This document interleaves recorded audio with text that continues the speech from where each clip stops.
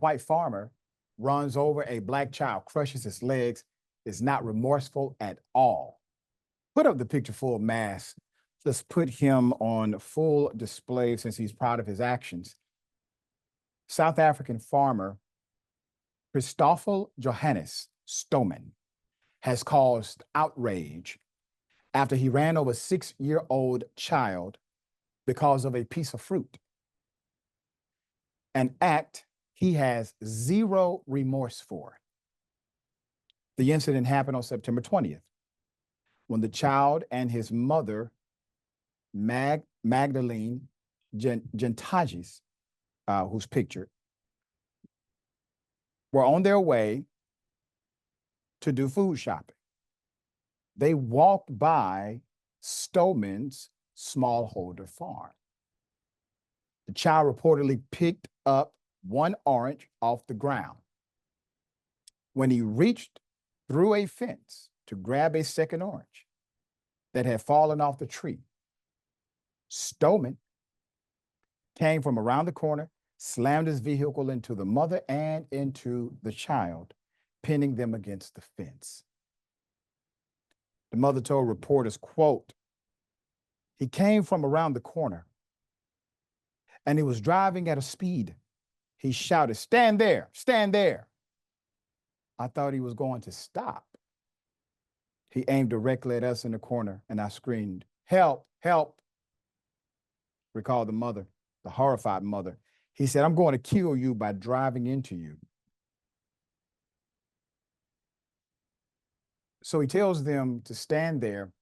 The mother assumes he's saying stand there because I'm going to avoid hitting you by going the other way. So she stands there.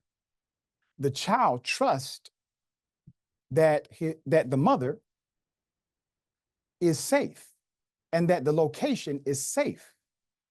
But what he's doing is telling them where to stand so he can get a better aim at his attempted murder. That's what I'm calling it. My opinion, it was attempted murder. I want you to see these x-rays. The child suffered severe injuries, including 2 broken legs. He had to be rushed to the local hospital and then transferred to a larger hospital outside of Cape Town for emergency surgery. In the wake of the tragedy, Stoman allegedly has shown no remorse, telling police, quote, he would do it again, reported the eNCA. He now faces 2 charges of attempted murder and a charge of reckless and negligent driving, per the Daily Mail. On September 30th, he requested bail from the magistrate court. According to the National African Youth League, this is the latest incident in Stoman's long history of unchecked aggression. In a September 26th press release, a Black nationalist organization accused Stoman of repeated brutality against vulnerable community members that have gone unpunished for far too long, pointing to Stoman's rumored connections with local law enforcement. This time, the state has opposed bail for Stoman, according to eNCA.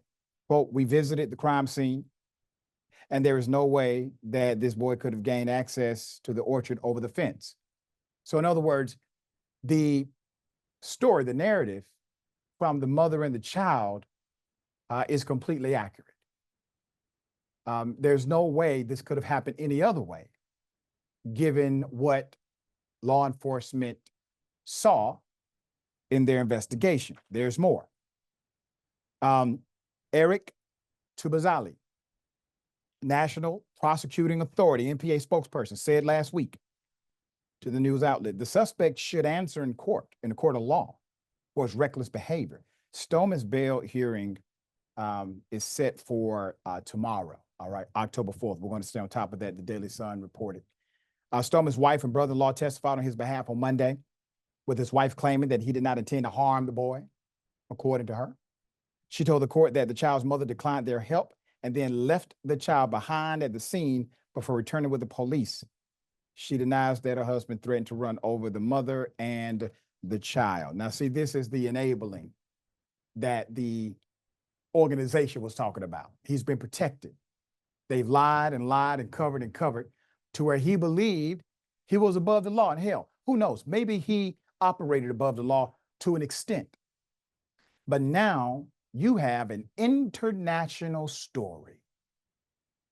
And if it's true, if what the organization said is true, and there are authorities locally there who decided to protect this madness, the injuries and the suffering and the mental anguish that this mother and this son are experiencing, part of that is on you because you let him go unchecked in your community. All right, we're going to follow this all the way through. Yasmin, thoughts here? Yeah, South Africa is really just being so South African right now. And it's disappointing, but perhaps not unexpected. I think we tend to forget in this modern era when news and ideas move so quickly, we can't even remember what happened last week. But because things move so quickly, we kind of tend to forget that apartheid was not that long ago in South Africa. In the grand scheme of history and historical movements, it just happened. Like systemic legal racism just happened in South Africa. Apartheid was only abolished in, I think it was the mid 90s in my lifetime. And this farmer looks much older than me, looks much older than you, Dr. Richey. He lived during those apartheid times and he seems like he misses the good old days, right? Here in the US, we had slavery and then we had a civil war in the mid 1800s. Then we had segregation. Then we had Jim Crow laws in the South. And we are still dealing with racial injustice and racism in this country. This kind of thing does not go away overnight, not even over the course of decades or centuries. I will say, though, there is a bit of a distinction when this type of thing happens in South Africa versus when it happens over here, because in South Africa, the white people are only there because they colonized that African land. The African people were there, and then the white people came in, colonized them, and then discriminated against them and oppressed them on their own land. At least over here, the Black people and the white people are both non-native, so it's a little different. But we are seeing, as far as what's similar, we are seeing the same kind of non-responsiveness from the people in charge, right? Nothing is ever going to get better if the people who are behaving this badly and this discriminatorily and this unapologetically are getting away with it with, little more than a slap on the wrist. Yeah, there you go. We're going to make sure that doesn't happen this time.